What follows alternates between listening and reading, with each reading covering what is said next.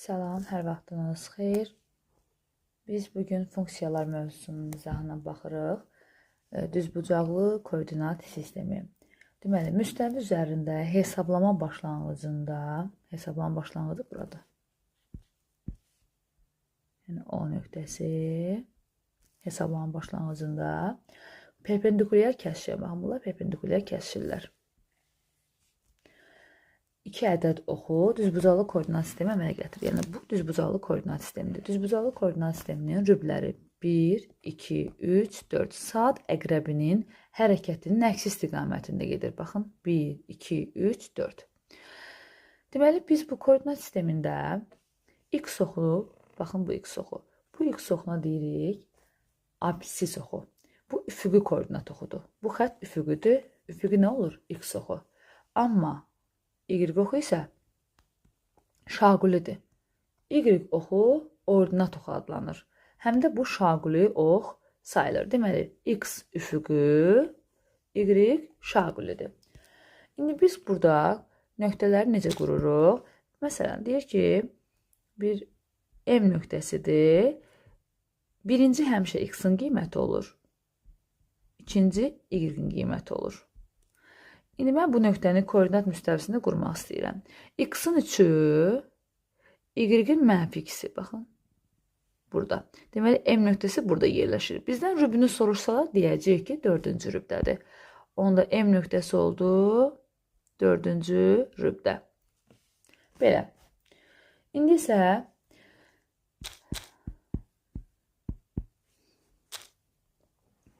deməli, X-in adları. X-in adına dedik ki, üfüqi koordinat oxu.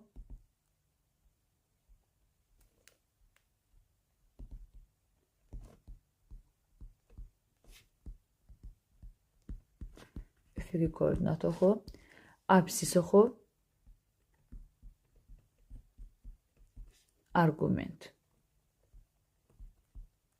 Yəni, həm də bu X sərbəst dəyişəndir. Y bilirik ki, şaquli koordinat oxu.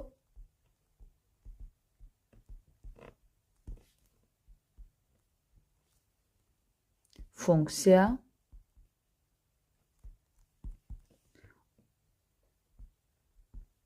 Ordinat oxu. Asıl dəyişən. Niyə asıl dəyişəndir? Çünki, məsələn, tutaq ki, funksiya bizə verilir, y bərabərdir, tutaq ki, 2x plus 1, düzdür? Belə bir funksiya verilib. Bizə x-in qiymətləri verilir. Ya cədvəllə verilir, ya belə də yazılır ki, x bərabərdir 2, 5, 10 olduqda hesablayın, y-i tapın. Baxın, y ona görə asıldır ki, x-a tabidir. X-a 2 qiyməti verirəm. Nə aldı y? 5. Yəni, y x-dan asılıdır. X sərbəstdir. X 2-də olur, 5-də olur, 10-da olur. Yəni, x-a nə qiymət versəm, y tabidir. Məcburdur o qiyməti almaq. Ona görə y asıl dəyişəndir. X sərbəst dəyişəndir. Və x-in ala biləcəyi qiymətlərə deyirlər ki, təyin oblastı. Bizdən soruşanda ki, funksiyanın təyin oblastını tapın. Biz başa düşməliyik ki, təyin oblastı x-in ala biləcəyi qiymətlərdir. Yəni, x hansı qiymətləri ala bilər? Səndən onu soruşur, təyin oblastı deyəndə. Amma qiymətlər çoxluğu deyəndə isə y-in ala biləcəyi qiymətlər. Yəni, sənə verir funksiyanı, deyir ki, qiymətlər çoxluğunu tapın. Yəni, y hansı qiymətləri ala bilirsən? Birinci bu sözü özün təyin eləməlisən ki, məndən nə soruşur? Qiymətlər çoxluğunu tapın. Nə deməkdir? Y hansı qiymətləri alır? Bu sualı verir sənə. Yazır, funksiyanın təyin oblastını tapın. Təyin oblastı nədir? X hansı qiymətləri ala bilər? Onu soruşur bizdən. Bu belə. Funksiyanın adətən, yəni baxın, bu y bərabərdir yazdığım funksiyanı bəzən belə də yazılır. Fx bərabərdir 2x plus 1. 2x plus 1 olmasın, 7x plus 4 olsun. Yəni, fərqli verilə bilər.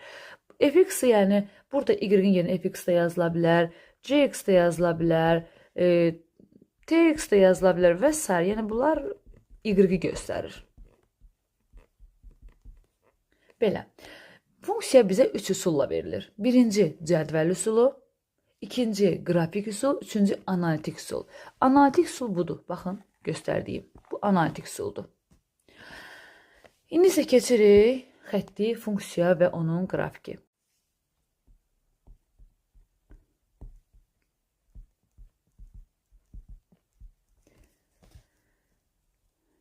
Y bərabərdir kx plus b düsturu ilə verilən funksiyaya xətti funksiya deyilir. Burada k və b ədədlərdir. Ədədlərdir. Məsələn, y bərabərdir 3x üstəgəl 7. Bu olur xətti funksiya. Burada k nədir? 3-dür. B də 7-dir. Burada K düz xəttin bucaq əmsalıdır. X-in yanında dayanan K sayılır. Bu bizim K-mızdır. Yəni K da 3-ü göstərir. B də 7-ni. Bucaq əmsalı 3-dür. B də 7-dir. Bunlar hamısı yəni ədədlərdir. K və B ədədlərdir. Deməli, xətti funksiyanın gəlində qrafikinin qurulmasına baxaq. Necə qrafikini qururuq? Y bərabərdir 2x üstəgəl 3-ə baxaq. Deməli, xətti funksiyada deyir ki, əgər k sıfırdan böyükdürsə, bizim funksiyamız birinci və üçüncü rübdən keçir. Bu öz yerində. Gəlin bunu buradan yazaq. K sıfırdan böyük olanda 1 ilə 3-dən keçir. K sıfırdan kiçik olanda, yəni k mənfi olanda 2 və 4-cü rübdən keçir. İndi bizim burada k-mız 2-dir, düzdür. Artıq məlum olur ki, biz birinci və üçüncü rübdən düz xətti keçirtməliyik. İndi koordinat müstəvisində qeyd edirik nələri? Burada göstərilən B, baxın bu B-ni görürsünüz. Bu B, Y oxunda göstərilir. Əgər sən bu funksiyanın qrafikini qurmaq istəyirsənsə, birinci hardan başlayırsan? B-yə baxırsan. B nə göstərir burada? Müsbət 3. Yəni, o da Y oxunda təyin olunur. Y oxunda 3-ü qeyd edirəm. 1, 2, 3 və həmin nöqtəni buradan qaralayırsan. Rüb olaraq 1 və 3-dən keçməlidir ona görə ki, K müsbətdir. Rübləri də burada qeyd edə bilərsən, daha rahat olsun. 1, 2, 3, 4. Və 1 və 3-dən keçirtməlisən. 1 və 3. İndi diqqətlə bax. Sənin qrafikin 1 və 3-dən keçdi, 2-ni də götürdü. Ona görə ki, 3 vahid yuxarı sürüşür.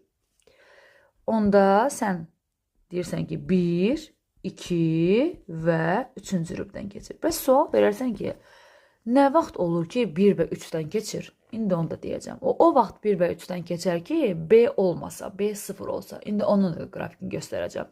Deməli, biz bilməliyik ki, K müsbət olanda 1 və 3-dən düz xətti keçirməlisən və onda da ikinci rübədə daxil olur da. Deyirsən ki, 1, 2 və 3-dən keçir. Əgər K-mız mənfi olsaydı, biz 2 və 4 istiqamətində düz xətti keçirdərdik. İndi mən koordinat başlanğıcından keçən, yəni 1 və 3-dən keçən qrafikdən yazıram. Y bərabərdir. Məsələn, 5x. B yoxdur da, B 0-dır. B 0-dırsa, artıq o koordinat başlanğıcından keçir. Baxırsan ki, K müsbətdir. K müsbətdirsə, artıq təyin edirsən ki, 1 və 3-dən keçir. Burada B olmadığına görə, yəni koordinat başlanğıcı da 0-dır. Ona görə də sən, bax, düz 1 və 3-dən keçirirsən koordinat başlanğıcından. Deyirsən ki, qrafik 1 və 3-dən keçir. Yəni, sənə belə bir sual düşəndə artıq qrafik çəkməyə ehtiyac yoxdur. Sən görürsən ki, B yoxdur. Yoxdursa birbaşa K-ya baxırsan. K müsbətdirsə 1 və 3-dən keçir. Burada mənfi olsaydı 2 və 4-dən keçirdərdin. İndi davam edək. Bu xətti funksiyanın indi K-sın mənfi yazaq, B-sin müsbət, fərqli şəkildə. Y bərabərdir, məsələn, mənfi 4x üstəgəl 1. Mən bunu qurmaq istəyirəm. İndi düzbucaqlı koordinat sistemini çəkirsən. Rübləri də rahat qoyursan, hazır. 1, 2, 3 və 4. Baxırsan ki, K nədir? K mənfi 4-dür. Artıq bildin ki, K mənfidir. K mənfi olanda istiqamətin hara olmalıdır? 2 və 4-ə doğru olmalıdır. İndi baxırsan B-yə. B müsbət 1-dir. Sən də bilirsən ki, B-ni Y oxunda qeyd eləməlisən. Müsbətdir. Müsbət harada olur? Yuxarıda olur. onda müsbət 1-i qeyd elədim və qaralayırsan. İstiqaməti haradan götürürsən? 2 və 4-dən götürürsən. Buradan çəkməlisən. Onda sənin qrafikin hansı rüblərdən keçdi? 1, 2 və 4-cü rübdən. Yəni o hara daxil oldu? Bir də birinci rübü götürdü. Çünki bir vaid yuxarı sürüşdü. İndi isə bir başqasına baxaq. Y bərabərdir mənfi 3x çıx 2. Yine koordinat sistemini çəkirik. X, Y. Baxırıq indi. K-ya baxırsan, K mənfidir. Artıq təyin edirsən ki, sənin qrafikin haradan keçməlidir? 2 və 4-dən keçməlidir. Və baxırıq. B-nin qiymətinə. B mənfi 2-dir. Biz də bilirik B, Y oxunda təyin olunur. Düzdür, Y-də qeyd edirsən bunu. Mənfi isə deməli aşağı hissədə. Mənfilər harada olur? Aşağıda olur Y oxunda. Aşağı hissədə. Mənfi 1, mənfi 2 burada. Və onu qeyd edirsən. Rüblər də yazaq, daha rahat olsun. Və bilirsən ki, 2 və 4-dən keçəcək. 2 və 4-dən keçirdirsən. Və qrafikimiz oldu. Deməli, 2, 3, 4. Bax, 2, 3-ü də götürdü və 4. Bu şəkildə qurulur. İndi isə davam edirik. Qeyd yazıram bura. Əsas qaydalardan biri. Deyir ki, absis oxu üzərində absisin adlarını bilirik də, yəni x oxu, absis oxu, yəni arqument. Absis oxu üzərində, yəni x oxu üzərində və yaxud da ox oxu da yazırlar bunu belə. Üzərində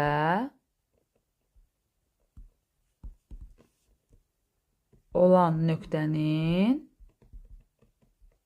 ordinatı 0 olur. Yəni y-i 0 olur.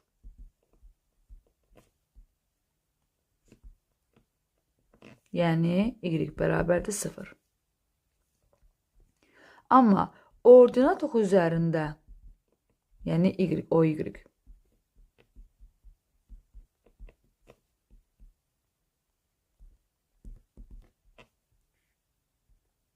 üzərində olan nöqtənin absisi 0 olur. Yəni x bərabərdir 0 olur. Bu nə deməkdir? Sənə funksiya verəcək və deyəcək ki, absis oxu üzərindədir. Artıq bilirsən ki, sən y-in yerinə 0 yazıb həll eləməlisən. Sən y-in yerinə 0 yazmalısan. Və ya deyəcək ki, ordinat oxu üzərindədir. Onda sən x-in yerinə 0 yazıb həmin funksiyanı həll edəcəksən. Belə. Davam edirik. Deməli, gəlirik nələrə? Deyir ki, y bərabərdir kx plus b funksiyasının qrafiki absis oxunun müsbət istiqaməti ilə k0-dan böyük olduqda iti bucaq, k0-dan böyük olanda iti bucaq, indi onu qrafiklə göstərəcəm. K0-dan kiçik olanda kör bucaq əmələ gətirir. Bunu şəkildə daha aydın görərik. Bu nə deməkdir? Kx plus b nədir? Yəni, xətti funksiyadır. Mən bunu çəkirəm belə. Bu 1, 2, 3, 4. İndi deyir ki, k0-dan böyük olanda, biz bilirik ki, 1 və 3-dən keçir. Düzdür? Gəl və 1 və 3-dən keçən bir dənə şəkil çəkək. Məsələn, buradan belə çəkdim. Bizə deyir ki, x oxunun müsbət istiqaməti ilə, müsbət istiqamət deyəndə, yəni bax belə, sağa doğru. Müsbət istiqaməti ilə iti bucaq əmələ gətirir. Yəni sən baxa bilərsən, bu düz xətt ya belə gətirəcək, bu alfa bucaq, ya budur, ya da ki, bu digər tərəfdir. Düzdür? Müsbət istiqamət deyəndə içəri bax, sağa tərəf baxırsan. Onda bura alfa yazsam, sən görəcəksən ki, alfa burada nədir? İtidir. Bax, iti bucaqda, balacaq, düzdür? Onda deyirsən ki, alfa iti bucaqdır. Amma mən şəkili indi 2 və 4-dən keçirsəm, yəni əzbərləmək istəmirsənsə, şəkil üzərindən çəkib görə bilərsən. 2 və 4-dən keçirsəm, məsələn belə, x oxunun müsbət istiqaməti ilə, yəni burada 2 dənə bucaq var, ya belə baxmalısan, ya da belə baxmalısan, düzdür? Sənə deyir ki, x oxunun müsbət istəyən sağa tərəf bax. Yəni bu tərəfdə, sağa bax da bura. Onda sən baxırsan şəkil çəkəndən sonra ki, alfaya bax, gör necədir? Böyükdür. Yəni bu körbucaqdır. Deməli, k 2 ilə 4-dən keçəndə, yəni k 2 ilə 4-dən keçəndə nə olur? Mənfi olanda, 0-dan kiçik olanda alfa körbucaq olur. Amma k 0-dan böyük olanda, müsbət olanda 1-dən 3-dən keçir axı. Şəkil çəkən kimi görürsən ki, burada iti bucağı var. Ona görə x oxunun müsbət istiqamət. Yəni belə bax da, sola tərəf baxma. Sola baxsan kör bucağı götürərsən axı. Ona görə deyir ki, x oxunun müsbət istiqaməti ilə k müsbət olanda iti bucaq olur. Həqiqətən də əyani şəkildə görürük və x oxunun müsbət istiqaməti ilə k 0-dan kiçik olanda, mənfi olanda görürsən ki, alfa nə olur? Kör bucaq olur. Bu belə.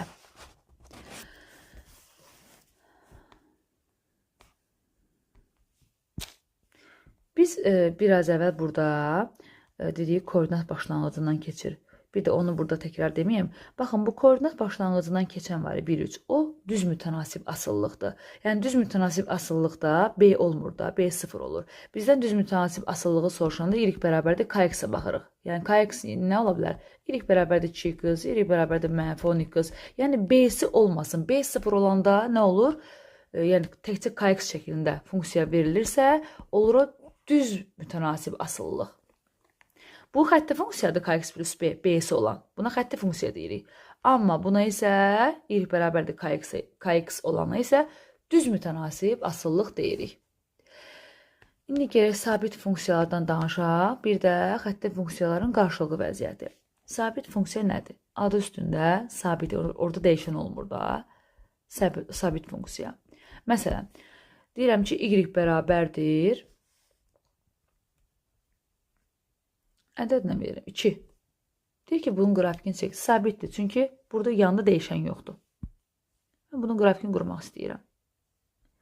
Harada verib? Y-də verib. Deməli, Y-in üzərində qeyd eləyirsən. Təkrar silək, sərgəl olsun.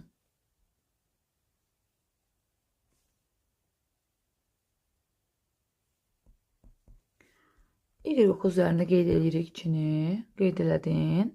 Deyir ki, Y9 üzərində qeyd eləyirsən və x oxuna paralel. Bax, bunu belə çəkirsən. Birdən bu mənfi olsaydı, mənfini qeyd edəcək, yenə də buradan çəkərdim. Yəni, bir sözlə, Y9 veriləni, harada verib, Y-də verib, üzərində qeyd elədin, x-a paralel çəkirsən. Hardan keçir rübün soruşsa? 1-dən 2-dən keçir. İndi başqa, yaxşı, x bərabərdir, məsələn, 5 verib. Deyir, bunun qrafikini qur. Bu da sabit funksiyadır, çünki yanında dəyişən yoxdur. Bunu mən x oxunda qeyd eləyirəm.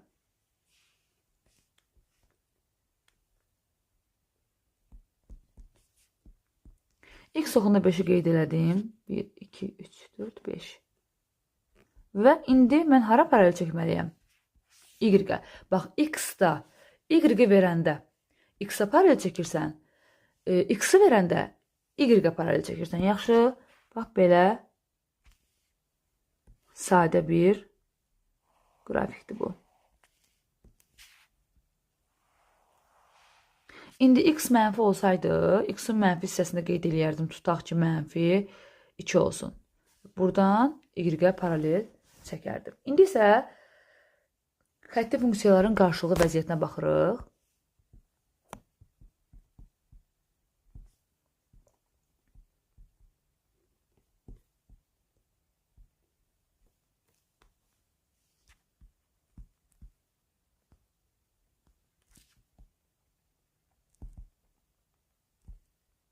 Vəziyyətləri. Nümunə ilə göstərəcəm. Deyir ki, kəsişirlər. Nə vaxt kəsişirlər? Xətti funksiyalar. K-lar fərqli olsa bir-birindən. Məsələn, verir ki, y bərabərdir 3x plus 9, y bərabərdir 2x plus 1. Bax, K-sına bax, bunun K-sı 3-dür, bunun da K-sı 2-dir. Həqiqətən də K-lar bir-birindən fərqlidir? Bəli. K-lar fərqlidirsə, onda biz deyirik ki, funksiyalar kəsişirlər. Bu funksiyanın qrafikləri kəsişirlər. Yaxşı. Sonra, Keçirik paralel vəziyyətinə. Görək nə vaxt paralel olurlar. Paraleldir.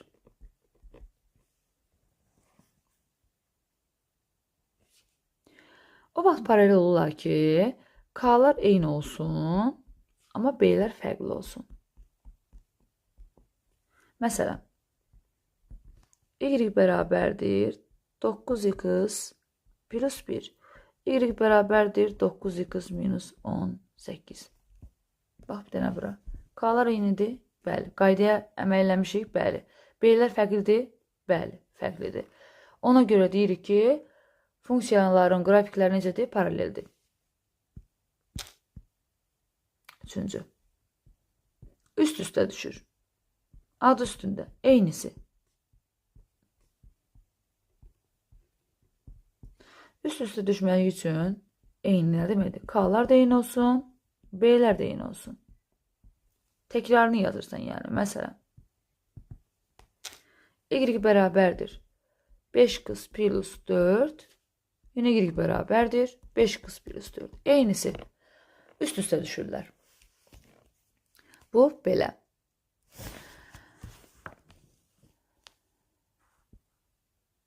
İndi isə sonuncu olaraq qaydamız temperatur Selsi Fahrenheit düsturunu yazaq. Deməli, temperatur Selsi ilə və ya Fahrenheit ilə ölçülür. İndi o düsturu biz qeyd edirik burada. Fahrenheit F bərabərdir. Fahrenheit F ilə şər olunur, Selsi də S ilə şər olunur. 5-də 9 vurulsun C üstə 32. Məsələn, deyəcək ki, bizə Selsini verəcək, Fahrenheit'i keçməyimizi istəyəcək. Selsini məsələn verəcək, burada yazmıram da, tutaq ki 20 verir. Düzdür, bizdən Fahrenheit'lə istəyir də temperaturu. Ona nə edəcəm? Selsinin yerinə 20 yazırsan, 25, 4, 36, 36-ın üstünə 32 gəlirsən, Fahrenheit'in cavabı oldu həmin o hesab. Bu formada hesablanır. Düzdür, bu çox istifadə olunmur, məktəb dərsliklərində olur. Amma yenə də qeyd edərsiniz. Oldu, sağ olun.